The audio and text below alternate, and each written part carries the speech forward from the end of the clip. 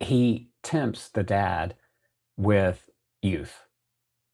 And as he tears these pages from a book, each year that he's offering slips away. And the tension in that just builds and builds and builds. And even as a young kid, I felt like I was getting older. Like my entire life was being squandered away.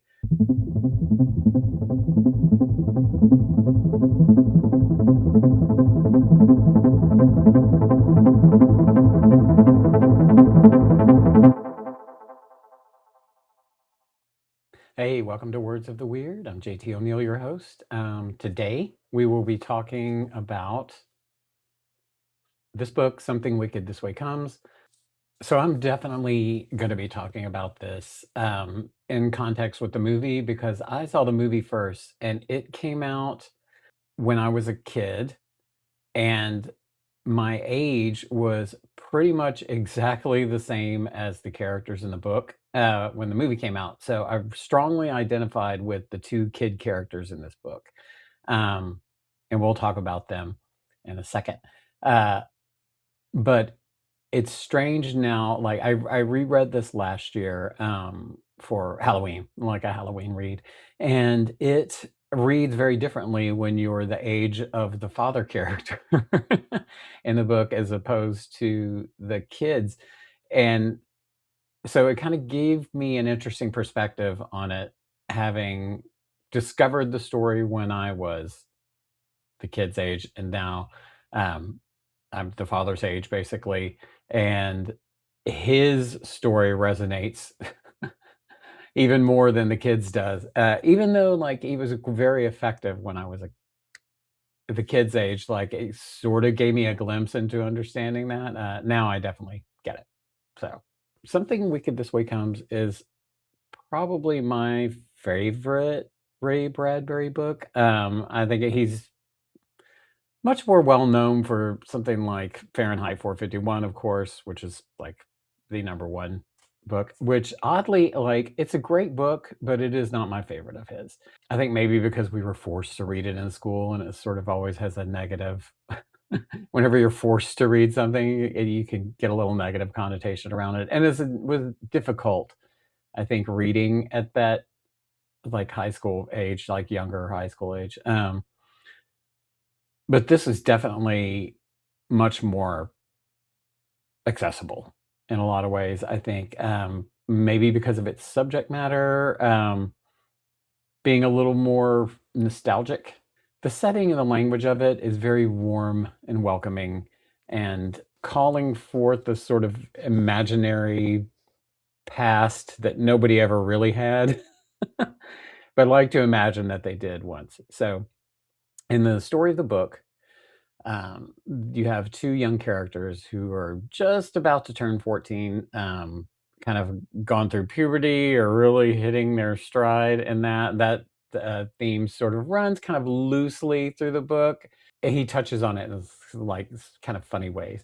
Um, so there's two buddies born really closely together, Will and Jim. Will is sort of the uh, brainy good kid, and Jim is the sort of more let's just do it embodied get out there, let's get our knees, who cares, um, kind of wild child.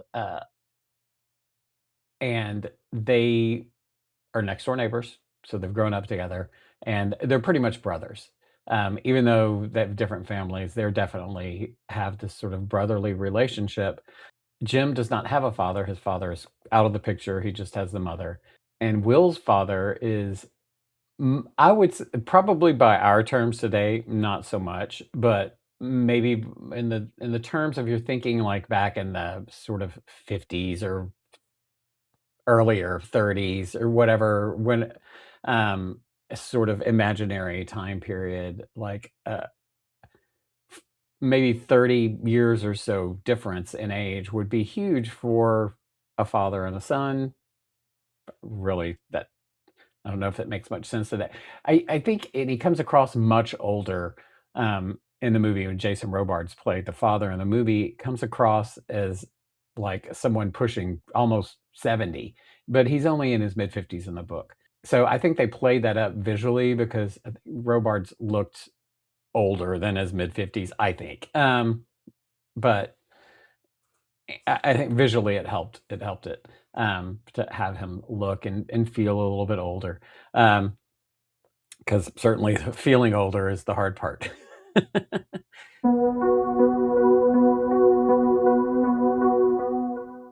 Of course, what's great about this book is the carnival that comes to town. So this is what makes it a weird book, in my opinion, especially.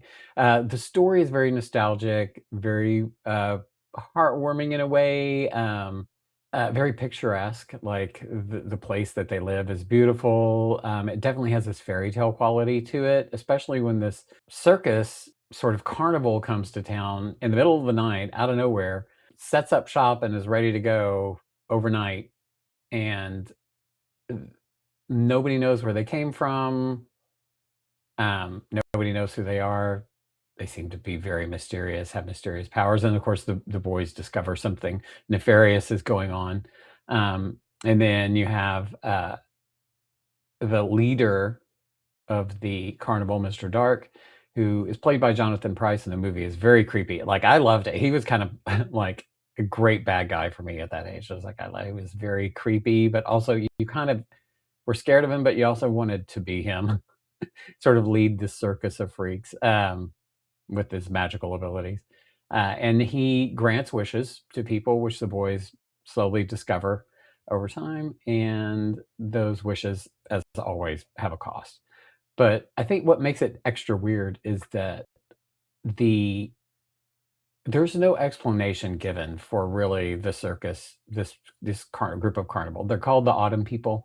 Nobody knows where they come from. Nobody knows where they go. They have sort of demonic powers, very witchy. There's some great scenes in the book that weren't in the movie because I think it would be impossible to film at the time of the late 70s when they were probably making it early 80s.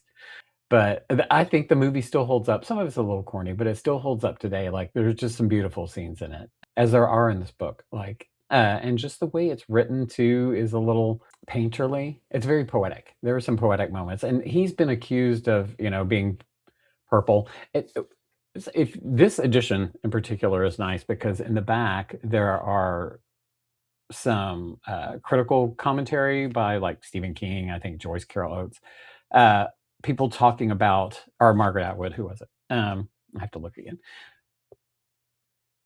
So it's interesting to read that sort of critical scholarship about this, or just consideration of it. So there's always that. But I mean, there's been so much discussion on it. It's hard for me to really talk about it other than in terms of my own experience with it, which is really what I'm doing. So if you have these two characters, these two little boys, they are really sort of one little boy in a way. They're the kind of the brains and the brawn and sort of the light and the shadow side of one person, the one person that wants to get into trouble all the time, the other that wants to stay out of trouble. But they're definitely kind of a unit. Like, they don't really do anything without each other. And the real danger from the book comes when the darkness of the circus tries to separate that unit and um, keep them from interacting and being that unit. So there's sort of this sort of Jungian idea of the shadow in the Jim character. I think he is the shadow side, definitely. And then there's the father character who is sort of thinks of himself as too old to be interesting to his kid.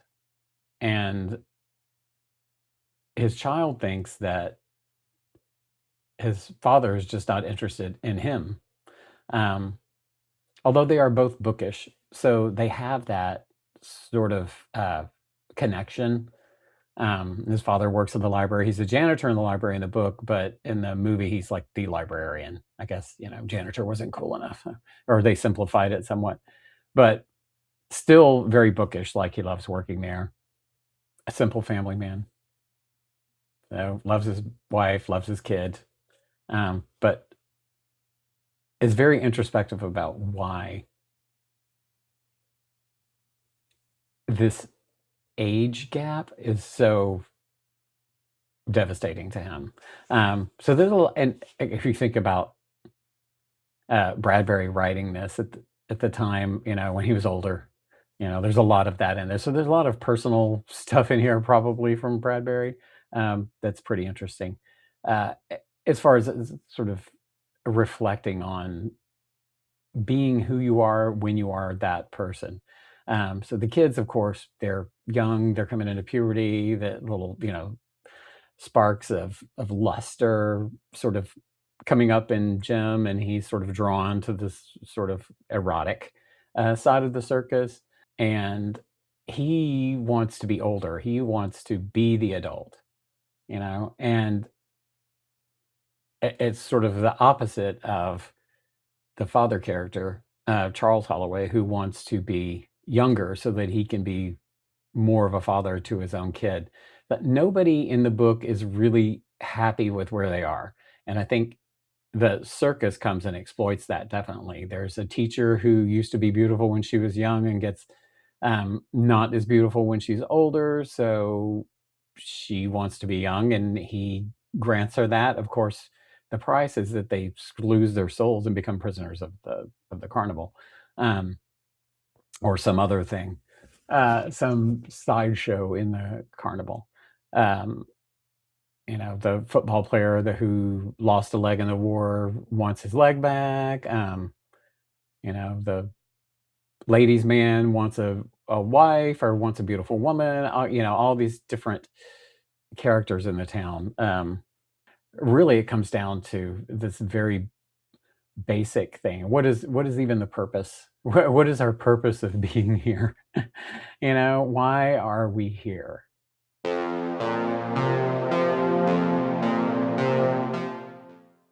Okay, so I want to read just a couple of things from this because some of the language in this is beautiful, even if it is a little purple. I don't care. I still like it. But this is, let's see. This is my favorite line, and this has to do with the little boys. So, and this is kind of this chapter. I really like these chapters because they're short. It reminds me of being a kid. Like I like a short chapter that moves. But this chapter is from the POV of the father. Even though this is just in narration, but you can kind of imagine it's sort of in his head. So he was talking about the boys working together, sort of as a unit, as one thing, and how they don't try to beat each other necessarily. They push each other, but they don't. No one's ever winning. So there they go, Jim running slower to stay with Will running faster to stay with Jim breaking two windows in a haunted house because Will's along, Will breaking one window instead of none because Jim's watching. God, how we get our fingers in each other's clay. That's friendship, each playing the potter to see what shapes we can make of the other. I just love that line. I think it's beautiful because, I mean, it's the whole nature of humanity and being human is that we interact with each other. We're highly social. We all influence each other in some way. And the people that are close to you influence you the most, of course, and change you. So we're always changing not only ourselves by choice, but each other by our influences. And so to me, that's probably my favorite line in this book, I think. I think what they don't realize until later, in their relationship in the book, and then part of this relationship is about them sort of the father and the son sort of finding each other again, is that Charles Holloway's sort of view of himself as too old transfers to his kid, thinking that he is also too old, although he doesn't think that naturally, but he comes to think that, I think, from the way his father behaves. He's describing his father here. That's Charles William Holloway, thought Will, not grandfather, not far-wandering ancient uncle, as some might think, but my father. This old man who just seems so frail, and he's only in his mid-50s. You're not that frail. 50's the new 30, right? Is that no? I don't know about that. Anyway, I just thought that was beautiful. So one of the ways that Bradbury deals with this theme of aging too is to include in the carnival a carousel that can be ridden backwards or forwards to age you. And so all of the characters sort of have this kind of what if I was a different age? Jim wants to be older, of course. He wants to be an adult so he can, do adult things, basically. Charles wants to be younger so he can ride the carousel backwards if he wants to. And of course, Will could be older too if he wanted to. And and the father thinks about it. It's like, what if you become younger? Like nobody you know will know you anymore. You won't fit in with the people that you do know in the life that you already have, so you'd have to start completely new. Um, and then, of course, if you skip a bunch of years, you're only seeming to be an adult, but your mind is going to be very childish. And of course, all that's touched on in here. But and there's a great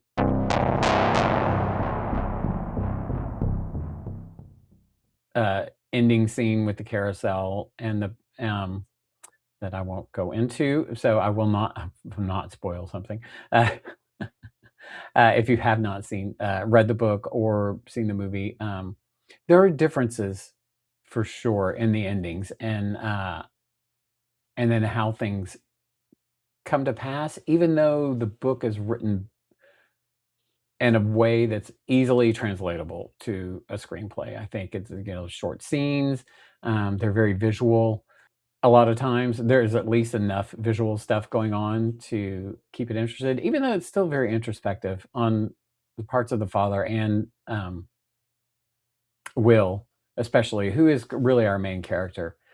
Jim, we don't really get into the head of as much, probably because he's not really a head character, he is a body character.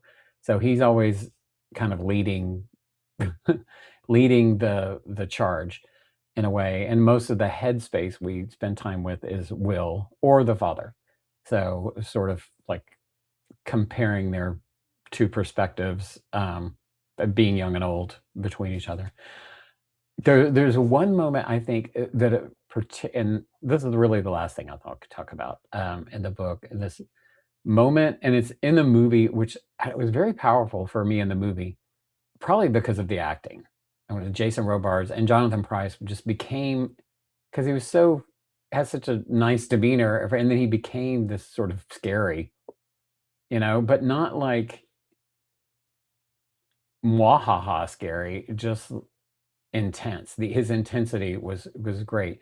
So there's a scene where they've tracked the boys. The carnival people have tracked the boys to the library, and the dad's trying to keep them hidden there.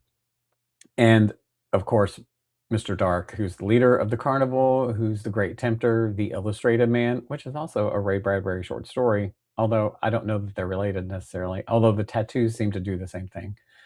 He tempts the dad with youth. And as he tears these pages from a book, each year that he's offering slips away. And the tension in that just builds and builds and builds. And even as a young kid, I felt like I was getting older. Like my entire life was being squandered away because of this man tearing pages of my life from the book. Um, of course, to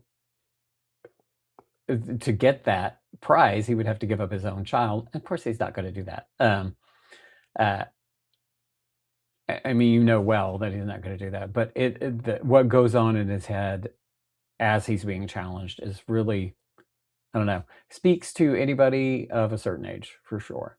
I highly recommend this book if you haven't read it or watch the movie. The movie, it's a little corny now, but I don't know. I recently watched it like a few months ago because it's on a certain streamer now, and um, Disney Plus. And the movies from the dark Disney era too. So where all the great sort of like overly graphically scary movies that highly influenced my childhood came out. No wonder I like weird stuff. I think I'm gonna blame Disney and, Ray Bradbury for sure. But as far as, third eye openness goes, I would say this is pretty far up there as far as awareness of, who you are and learning to be comfortable with who you are and who you are becoming, but not trying to rush that process, in a way, because it's part of being. To sort of accept yourself while you're still becoming something else. Yeah.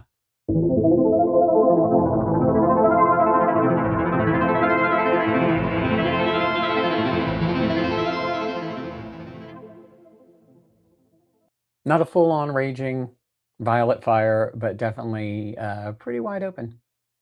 All right, until next time, thanks, like and subscribe.